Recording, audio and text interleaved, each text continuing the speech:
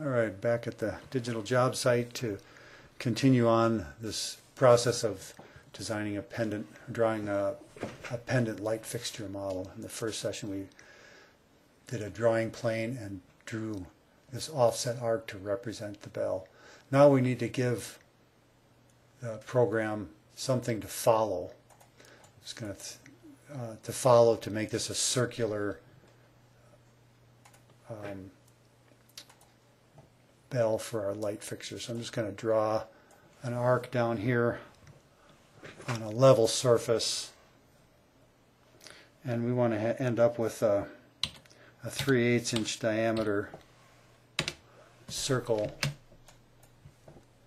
for the model that will represent the hole for the tube that will hold the light fixture. And I'm having trouble getting that little circle to go where I want it. So I'm just going to make this a component or a group. Just going to group that thing. Oh, I must have included the little circle in the group. I'm just going to back up here and triple click this and make it a group. Okay, now this little circle, we can get it to snap in where we want it so that the follow me tool will work to create this light fixture. So here's our little circle.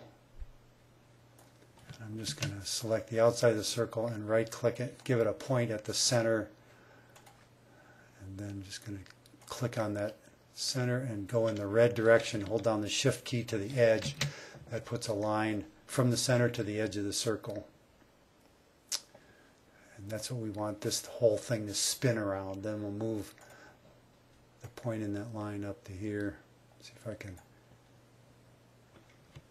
Nope, I'm going to have to select it like this. Okay, now we can move it.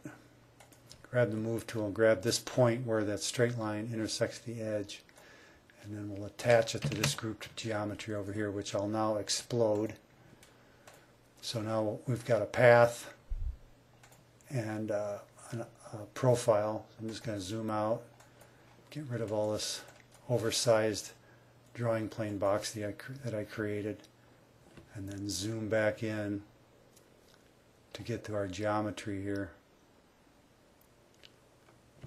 Alright, so now that line is going to be the path. I'll do one more little thing. I'm right clicking on that line to get the entity info. And it says it drew that circle with 25 segments, and I want our bell to come out nice and smooth. So I'm just going to bump that up to 40. Now we'll have a nice smooth circle for it to follow. So I'll click the smooth circle, the follow me tool, and our profile, and give the software just a second to catch up to itself.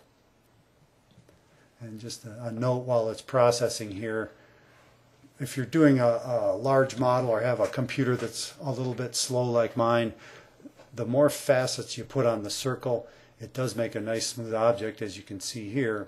However, it increases the amount of geometry needed to create this. And somehow, oh, I hit the back key there instead of what I was after. Okay.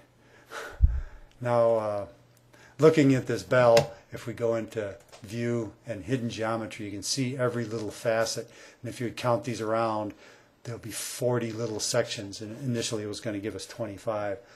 So it makes it a nice smooth curve if you add more sections, but it increases the amount of geometry in your model, and it can really slow things down.